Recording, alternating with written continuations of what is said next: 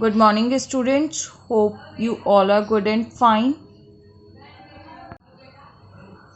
So, in previous class, we have studied about the antibiotics, how these antibiotics work, and who discovered antibiotics, which is the first antibiotic. Alright, now in this class, we are going to learn about the vaccines.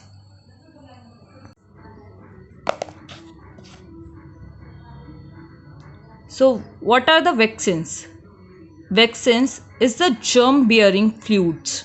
Alright, vaccines are basically germs which introduces in our body and produce antibodies against disease causing microorganisms. Alright, these antibodies fight with the disease causing germs and remains in the body for the future. Alright, antibodies can kill the germs when these germs re-enter in the body. British physician Edward Jenner is the first who discovered the vaccine for smallpox in 1798. Alright, and the application of these vaccine is known as the vaccination. Vaccination in India can be done for polio. Alright, as you have already seen the polio vaccines. Polio drops are given to the children at various centers to make them immune to polio. Alright, so that the children get fight with the polio. So what we have learned, we learn that antibiotics are basically the substance which kill the microorganisms. Next, what is the vaccination? Vaccination is the process of injecting vaccines. And what is the vaccines? Vaccines are germ-bearing fluids. Alright, now the third one is immunization. Immunization is a immunity which resists to a disease.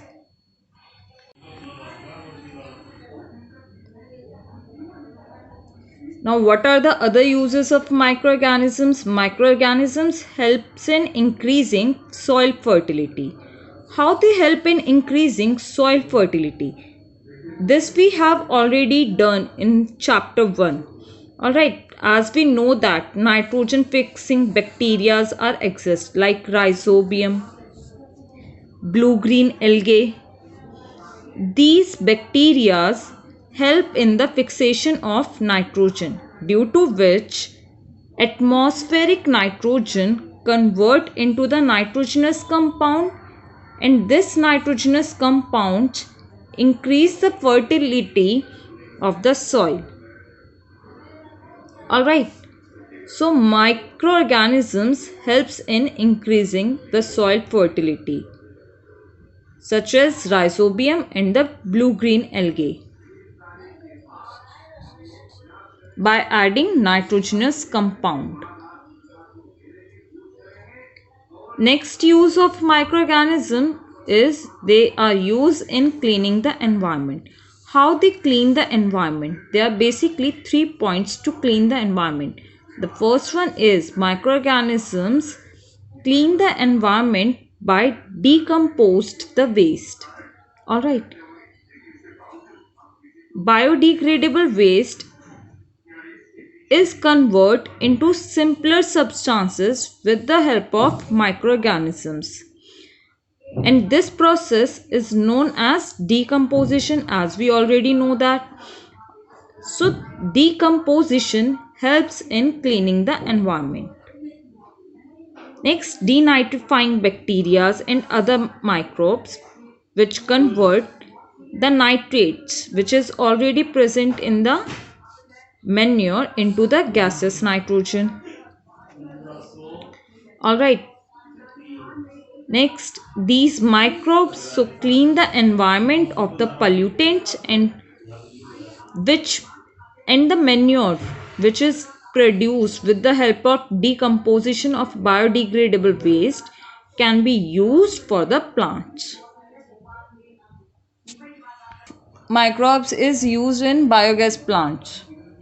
Alright, microbes help in the decomposition of farm waste.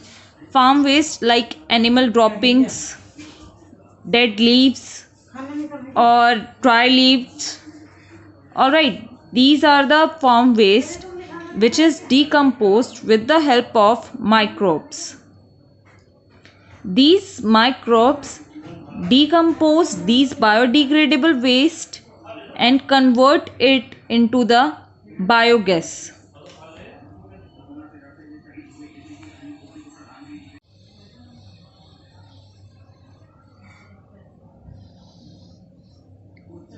So this is the picture of biogas plant.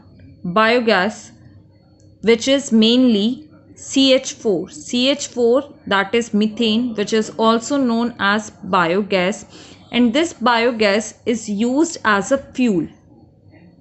Alright, this also contain sludge.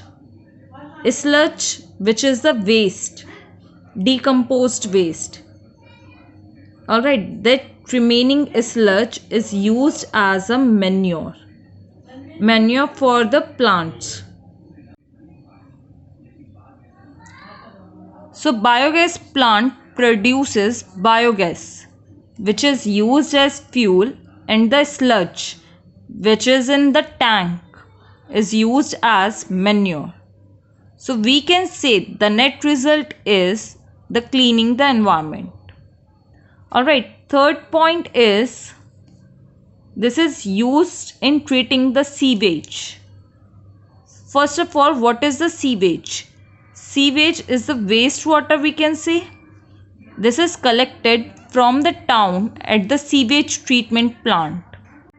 So this sewage is treated by the microbes. For the treatment of sewage, first it passes through the filter. These filters contain the iron rods which stop the passing of solid waste. Then it is passes into the first tank. The first tank consists microbes, particularly aerobic microbes. These aerobic microbes convert the other decomposed matter into the simple substances. Alright, which is also known as floc. And then it passes into the another tank which consists anaerobic bacteria.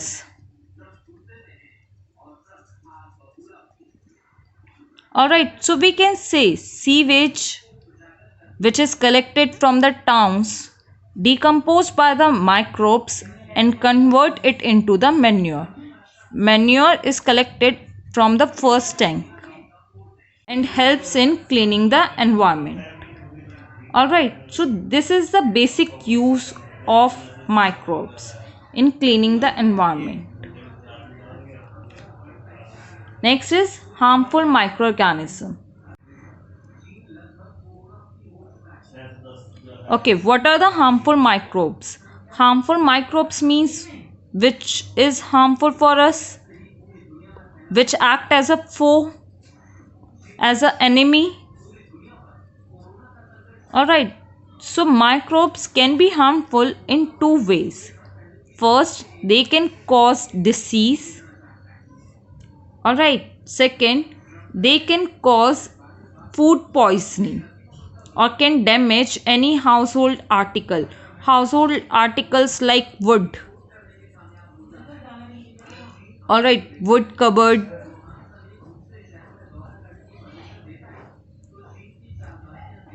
So these wood can be damaged by the microbes, or we can say particularly fungi, algae can damage wood.